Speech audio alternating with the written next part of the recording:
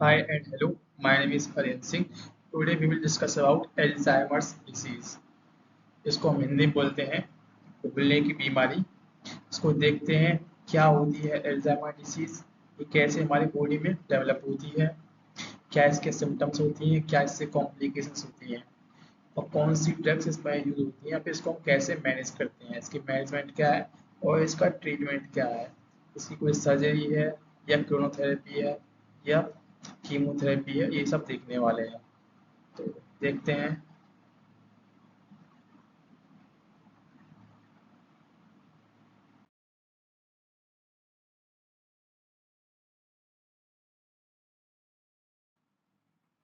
तो समझते हैं पहले एक्चुअली एल्जाइमर डिसीज क्या होती है। तो इसके बारे में हम लोग देख लेते हैं पहले एल्जाइमर डिसीज के बारे में।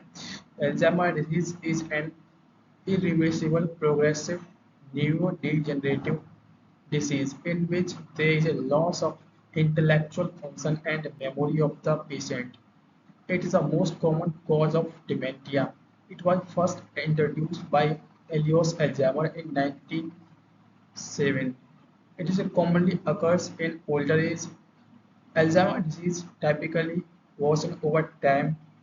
Patient slowly lose his memory, thinking ability and eventually interferes with person's ability to carry out simple task। मतलब क्या होता है, एल्जाइमर डिजीज जो है ज़्यादातर ये बूढ़े बड़े बूढ़े लोगों में पाई जाती है जब वो मतलब ज़्यादा उम्र के हो चुके होते हैं, कम से कम 70 या 80 प्लस के हो चुके होते हैं। लेकिन इसमें क्या है, जो मेन प्रॉब्लम होती है एल्जाइमर डिसीज में, जो हमारी बॉडी की थिंकिंग होती है वो क्या है, मतलब उसमें थोड़ा लैग आने लगता है। मतलब क्या है कि मतलब हम जब सोचते हैं तो हमारी बॉडी और हमारा ब्रेन हमारी सोच के हिसाब से काम नहीं करता है। मतलब उसमें थिंकिंग एबिलिटी वो भी लॉस होने लगती है।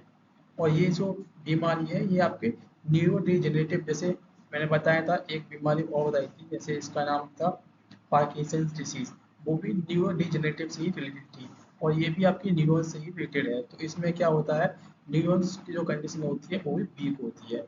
It's the most common cause of dementia. Dementia मतलब एक group of disease in which all body function and body mobility, neural function and sensation, ठीक है, working, all brain work performance is called as dementia. मतलब इसमें सारे brain के काम होते हैं, देखना, सोचना, समझना और जजमेंट करना, देखना, मोबिलिटी करना, ये सब डिमेंटी का एक ग्रुप होता है। तो जो आप समझ गए होंगे क्या होती है एल्जाइमर डिसीज। एल्जाइमर डिसीज बड़े बूढ़ों में पाई जाती है और ये मतलब इरिवर्सिबल होता है। ये अगर आपको एक बार हो गई तो इसमें मतलब ये वापस रिकवर नहीं हो पाती है। प्रोग्रेसिवली ये बढ़ती चली जाती है, मतलब आपके भूलने के लक्षण, भूलने के, सोचने के, विचारने के लक्षण बढ़ते चले जाते हैं। मतलब इसमें ये होता है एल्जाइमर डिसीज में। ये हमारी ब्रेन से मतलब दिमाग से ही संबंधित बीमारी होती है। इसमें जब खेल होता है वो सब न्यूरॉन्स का ही होता है। न्यूरॉन्स का क्या होता है, कॉन्ट्रैक्शन वो सब ढंग से नहीं हो पाता है। इसमें नेक्स्ट देखते हैं और क्या है।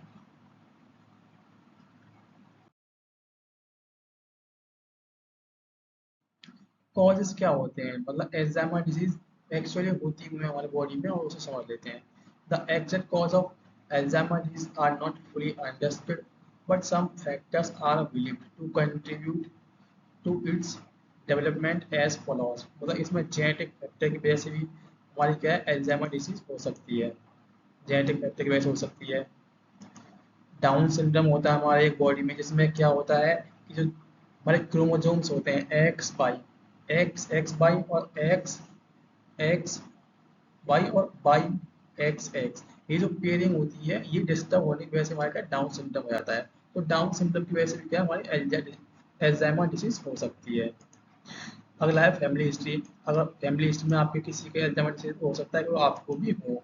उसके बाद है ब्रेन ट्रोमा, मतलब अगर आपके सिर में कोई चोट लग गई, ठीक है, तो चोट अगर कोई ज़्यादा हैवी लगी है या ज़्यादातर ब्रेन लॉस हो गया, सॉरी ज़्यादा ब्लड लॉस हो गया, तो उससे भी क्या है कि आपको एल्जाइमर की या भूलने की बीमारी हो सकती है। क्योंकि हेड है, सीधी मतलब हेड में जब इंजरी होगी तो ज़्यादातर उसमें क्या है, न्यूरॉन्स पर ही इफेक्ट आएगा। जब न्यूरॉन्स इफेक्टेड हो जाएंगे तो भूलने की क्षमता, ये सब लक्षण जो है आपके अंदर मतलब उत्पन्न होने लगेंगे।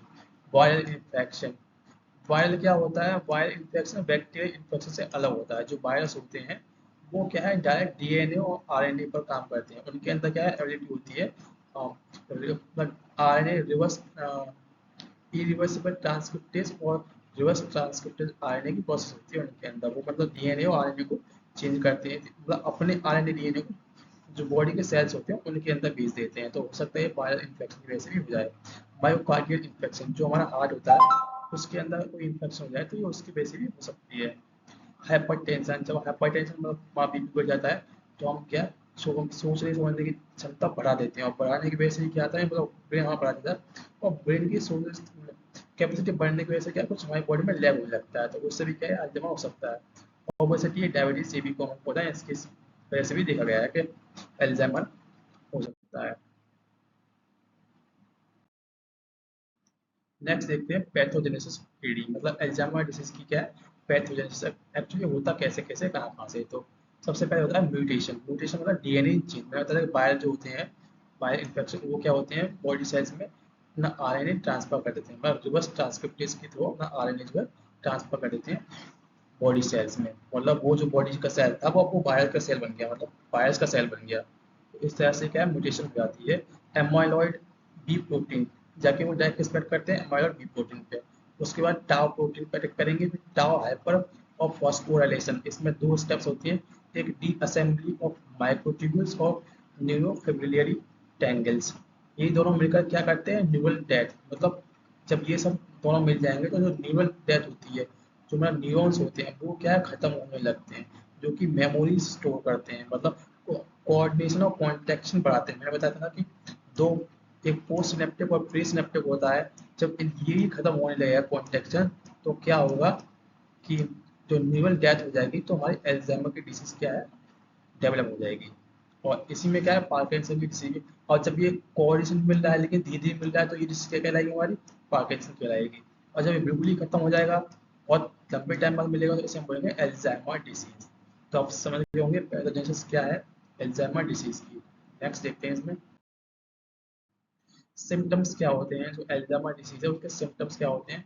लॉस ऑफ मेमोरी, जो पेशेंट होता है उसकी मतलब मेमोरी लॉस हो जाती है शॉर्ट टर्म के लिए भी लॉन्ग टर्म के लिए। जैसे गजनी पिक्चर है उसमें क्या शॉर्ट टर्म के लिए उसकी मेमोरी लॉस हो जाती है, तो उससे क्या है एल्जाइमर टाइप की डिसीज होती है।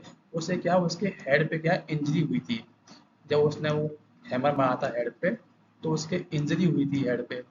तो वो क्या है हेड इंजरी की वजह से उसके अंदर क्या है एल्जाइमर डिसीज डेवलप हो गई। उसको क्या है यंग एज में ही डेवलप हो गया, हालांकि ये क्या है ये ओल्डर एज की मतलब बीमारी होती है, लेकिन उसकी हेड इंजरी की वजह से क्या है उसको एल्जाइमर की डिसीज हो गई, मतलब भूलने की बीमारी। वो जब एल्जाइमर डिसीज होती है तो क्या पुअर जजमेंट, आप एक अच्छा फैसला नहीं ले पाते, ना किसी डिसीजन पे पहुंच पाते, ना अपनी बात क्लियर कर पाते या दूसरे की बात को समझ पाते। कंफ्यूजन रहती है। चेंज इन मूड, आपका माइंड बार चेंज होता है कुछ करने की, कुछ आपका बिहेवियर बिल्कुल अलग रहता है। तो एल्जाइमर की डिसीज होती है। आप ये सब सोच के आप डिप्रेशन चले जाते हैं और एंजाइटी बढ़ाहट होती है। ये सब क्या है इसके सिम्टम्स हैं।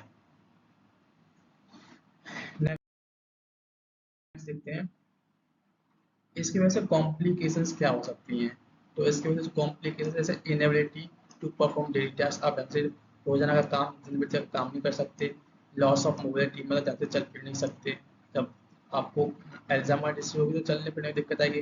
माइल न्यूट्रिशन हो सकता है, आपको डिहाइड्रेशन की दिक्कत हो सकती है, निमोनिया हो सकता है, इवन आपकी डेथ भी हो सकती है इस केस में एल्जाइमर के केस में। अब नेक्स्ट देखते हैं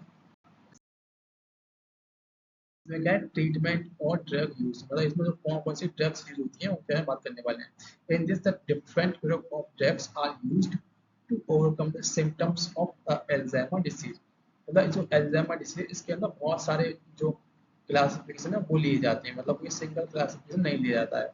तो एप्टो ड्रग रूल वेल स्टेबलाइज, इसके अंदर क्या है कोलिनेस्टेरेज इनहिबिटर, जो कोलिनेस्टेरेज एंजाइम होता है उसको इनहिबिट करने वाली ड्रग दी जाती है। इसमें पहली आती है डोनापेजिल, फिर क्या है रिवर्स्टिकमाइन और फिर गैलेंटिमाइन। अगला आता है एनएमडीए एंटागोनिस्ट, इसमें क्या है मेमेंटाइन आता है। फिर आता एक क्लास क्लास पूरी हुई। अब दूसरी क्लास आती है एक्सपेरिमेंटल ड्रग, मतलब रूल अंडर एवोल्यूशन, ये जो एवोल्यूशन होता है उसके अंदर काम करती हैं। इसमें क्या है पीपीएआर गामा एगोनिस्ट, इसमें क्या है पायोग्लूटाजोन एक ही ड्रग आती है। ये क्या है आपकी डायबिटीज में दी जाती है, क्योंकि एग्जाम में क्या है डायबिटीज की वजह से हो रही है तो सीधी सी बात है कि पायोग्लूटाजोन दी जाएगी जो कि डायबिटीज की ड्रग है। फिर क्या है एंटीऑक्सीडेंट, जिंक कार्बो बिल्बाओ, ये क्या आपकी नेचुरल ड्रग है जिंक कार्बो बिल्बाओ। विटामिन ई ये भी नेचुरल ड्रग ही है, और मेलाटोनिन ये भी नेचुरल ही है। निकोटिनिक रिसेप्टर एगोनिस्ट, मतलब जो निकोटिनिक रिसेप्टर होते हैं उनको जो इनहिबिट करते हैं वो ड्रग्स दी जाती हैं, जैसे फोरबुबज और जीटीएस 2020 एक ड्रग का नाम है। अगली है आपकी गामा सीक्रेटेज इनहिबिटर, इसमें क्या है सीमा गैसिस्टेट और क्या 5-HT6 एंटागोनिस्ट, इसमें ये देख दिया कि एसवी एक ड्रग का नाम है। स्टैटिन्स, स्टैटिन्स मतलब जो हार्ट की वजह से हो रहा है, मतलब जो मायोकार्डियल इंफेक्शन हो रहा है, तो उसके लिए भी क्या है ड्रग्स दी जाएंगी, तो उसमें क्या है सिम्वास्टैटिन और प्रोवास्टैटिन, और एट्रोवास्टैटिन भी आती है, लोवास्टैटिन भी आती है, वो सब नहीं दी है।